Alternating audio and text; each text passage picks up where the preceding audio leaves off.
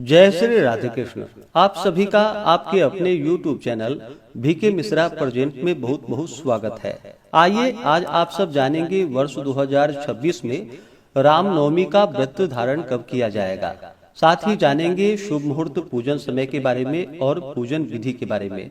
संपूर्ण जानकारियाँ की प्राप्ति के लिए वीडियो को अंत तक जरूर देखें। चैनल पे अगर आप पहली बार आए हैं तो चैनल को लाल बटन दबा करके सब्सक्राइब करें, साथ ही बेल आइकन घंटी को दबाएं ताकि आने वाली वीडियो का नोटिफिकेशन आपको समय से मिलता रहे। कमेंट में जय श्री राम जरूर लिखें। आप सभी भक्तों को रामनवमी की ढेर सारी शुभकामनाएं। आप सभी के जीवन में भगवान श्री राम की कृपा से आप सभी को सभी प्रकार के सुख तथा समृद्धि की प्राप्ति हो।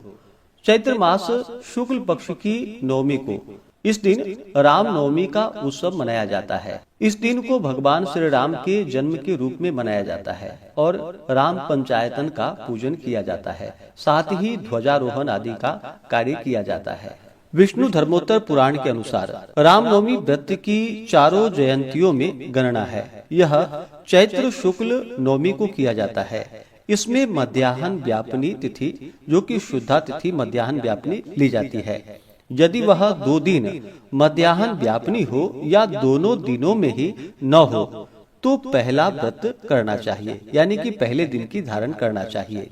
यह व्रत नित्य, नैमित्तिक और काम्य 3 प्रकार का है। नित्य होने से इसे निष्काम भावना रखकर आजीवन किया जाए तो उसका अनंत और अमिट फल प्राप्त होता है, और किसी निमित्त या कामना से किया जाए तो उसका यथेच्छ फल प्राप्त होता है।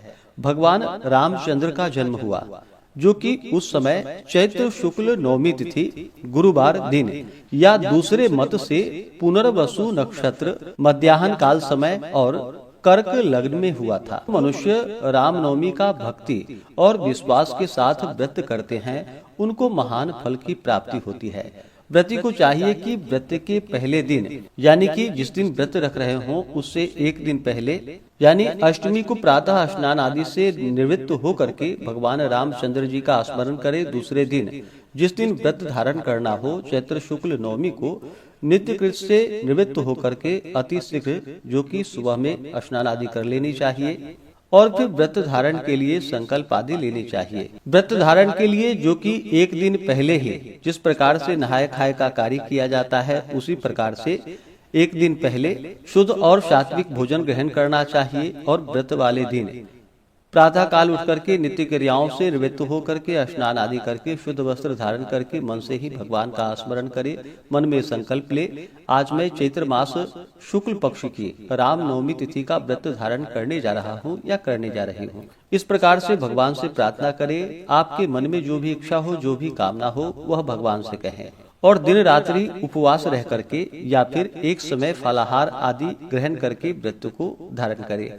और खास करके विशेषकर इस दिन मध्याह्न काल के समय में ही भगवान का पूजन करना चाहिए, क्योंकि मध्याह्न काल में ही भगवान का जन्म माना जाता है। इस प्रकार मध्याह्न काल के समय में भगवान का पूरे विधि विधान के साथ पूजन करना चाहिए। बहुत से लोग पूजन के बाद भोजन ग्रहण कर लेते हैं, लेकिन खास करके व्रती को अगले दिन जाकर के सूर्योदय होने के बाद ही व्रत का पारण करना चाहिए। तो पहले जानते हैं रामनवमी व्रत के शुभ मुहूर्त के बारे में, उसके बाद फिर आप जानेंगे व्रत का पारण कब करें।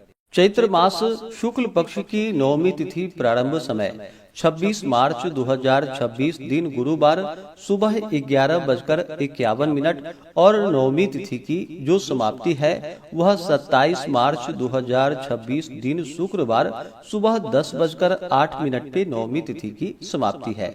तो ऐसे में मध्याह्न व्यापनी के अनुसार सभी भक्तजन 26 मार्च 2026 दिन गुरुवार को ही रामनवमी का व्रत धारण करे और पूजन करे, क्योंकि 27 मार्च को वैसे ही सुबह 10:08 पे नवमी तिथि की समाप्ति है। बहुत से भक्त व्रत को यह जानते हैं कि सूर्योदय व्यापनी ली जाती है, लेकिन ऐसा नहीं है। हर व्रत का अलग अलग विधान होता है।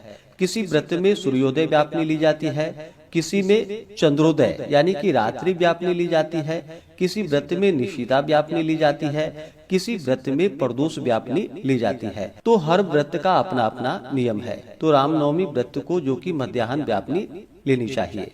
तो 26 मार्च को ही सभी भक्तजन रामनवमी का व्रत धारण करेंगे। 26 मार्च को ब्रह्म मुहूर्त का समय सुबह 4:20 से सुबह 5:08 तक होगा। सूर्योदय का समय सुबह 5:53, सूर्यास्त शाम 6:13 होगा। राहु काल का समय दोपहर 1:35 से दोपहर 3:07 तक होगा। राहु काल समय के दौरान कोई भी शुभ कार्य या नया कार्य नहीं करना चाहिए, इस बात का ध्यान रखें। 26 मार्च को प्रातः काल पूजा का शुभ मुहूर्त सुबह 5:56 से सुबह 7:28 तक होगा। विशेष भगवान राम जन्म पूजा मुहूर्त मध्याह्न काल का जो समय है वह समय पूजा मुहूर्त का सुबह 11:05 से दोपहर 1:34 तक होगा। इस दौरान जो कि पूरे विधि विधान के साथ भगवान का पूजन करें। शाम को पूजा का शुभ मुहूर्त शाम 6:11 से शाम 7:39 तक होगा।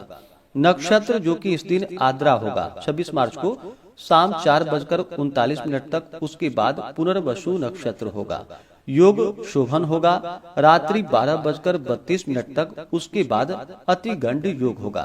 26 मार्च को अमृत काल का समय सुबह 6:50 से सुबह 8:21 तक होगा। इस दिन सर्वार्थ सिद्धि योग और रवि योग भी बन रहा है, जो कि 26 मार्च की शाम 4:19 से शुरू होकर के अगले दिन सुबह 6:17 तक होगा। 26 मार्च को व्रत है और 27 मार्च को व्रत का पारण किया जाएगा। पारण का समय 27 मार्च को सुबह 6:15 से सुबह 8:30 तक व्रत का पारण किया जाएगा। पूजन के लिए चाहिए कि व्रतादि का संकल्प सुबह में ही करके काम क्रोध लोभ मोह इत्यादि का त्याग करके तत्पश्चात मंदिर अथवा अपने मकान को ध्वजा पताका तोरण और बंधन बार आदि से सुशोभित करके उत्तर भाग में रंगीन कपड़े का मंडप बनावे और उसके अंदर सर्वतोभद्र मंडल की रचना करके उसके मध्य भाग में यथाविधि कलश को स्थापित करके कलश के ऊपर राम पंचायतन, जो कि मध्य में राम और सीता, दोनों तरफ पार्श्व में भरत और शत्रुघ्न यानी कि अगल बगल में, और फिर पृष्ठ प्रदेश में यानी कि पीछे से लक्ष्मण और पाद तल में हनुमान जी यानी कि भगवान श्री राम के चरणों के पास हनुमान जी हों। इस प्रकार से मूर्ति जो कि स्वर्ण निर्मित हो तो यह बड़ा ही उत्तम माना गया है, लेकिन यह सबों के लिए संभव नहीं है। तो आप भगवान की फोटो या प्रतिमा को ही स्थापित करके पूरे विधि विधान के साथ उनका आवाहन आदि करके षोडशोपचार भगवान का पूजन करें। पूजन में सबसे पहले भगवान को 4 बार जल दे, पाद्य अर्घ आचमनी और स्नान के लिए 4 बार अर्घ दे जल का। उसके बाद फिर पंचामृत से 1 बार स्नान करवाए, फिर शुद्ध गंगा जल से भगवान को स्नान करवाए। उसके बाद भगवान को वस्त्र अर्पित करे। वस्त्र पीला पीताम्बर आदि वस्त्र या लाल वस्त्र भगवान को अर्पित करे। फिर आचमनी के लिए जल चढ़ाएं, यज्ञोपवीत फिर अर्पित करे। यज्ञोपवीत के बाद फिर से आचमनी के लिए जल चढ़ाएं। उसके बाद अक्षत चंदन पुष्पों की माला अर्पित करे। सुगंधित द्रव्य भगवान को अर्पित करे, जैसे कि अबीर गुलाल हल्दी चूर्ण अभ्रक आदि भगवान को अर्पित करे। भगवान के ऊपर इत्र छिड़के। इसके बाद फिर धूप और दीप दिखा करके जल से आचमनी करवाएं। भगवान श्री राम को और हनुमान जी को तुलसी दल अर्पित करनी चाहिए। इसके बाद भगवान को जो कि प्रसाद का भोग लगाए। प्रसाद दूध से बने हुए वस्तु हो, चूरमा पंजीरी आदि का भगवान को भोग लगाए। अभी के मौसम में जो भी ऋतु फल प्राप्त हो उसका भोग लगाए। जब भी भोग लगाते हैं तो तुलसी दल इन्हें डाल करके ही भगवान श्री राम को और हनुमान जी को भोग लगाना चाहिए।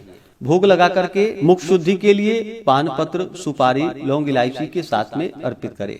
इसके बाद द्रव्य दक्षिणा चढ़ाए, यानी कि कुछ पैसा भगवान को दक्षिणा स्वरूप अर्पित करे। इसके बाद स्तोत्र मंत्र कथा पाठ आदि का श्रवण करे या फिर आप पाठ करे। उसके बाद भगवान की आरती निराजन आदि करके क्षमा प्रार्थना करे, पुष्पांजलि करे। इस प्रकार से भगवान का पूजन करे और रात्रि जागरण करते हुए समय को व्यतीत करे। इस दौरान भगवान नाम का स्मरण भजन कीर्तन आदि का कार्य करे और अगले दिन जाकर के फिर समय के अनुसार व्रत का पारण करे। इससे भगवान श्री राम की विशेष कृपा प्राप्त होती है। सभी प्रकार के पाप और ताप का नाश होता है। सभी प्रकार के सांसारिक सुखों की प्राप्ति होती है। तो आशा करता हूँ कि यह जानकारी आपको अच्छा लगा हो। इसी प्रकार से ज्ञानवर्धक जानकारियाँ प्राप्त करते रहने के लिए, व्रत पूजा के बारे में जानने के लिए, कथा को सुनने के लिए चैनल पे अगर आप पहली बार आए हैं तो चैनल को लाल बटन दबा करके सब्सक्राइब करें, साथ में बेल आइकन घंटी को दबाएं ताकि आने वाली वीडियो का नोटिफिकेशन आपको समय से मिलता रहे। वीडियो को लाइक करें, शेयर करें। सुखी रहें और स्वस्थ रहें। जय श्री राधे कृष्ण। धन्यवाद।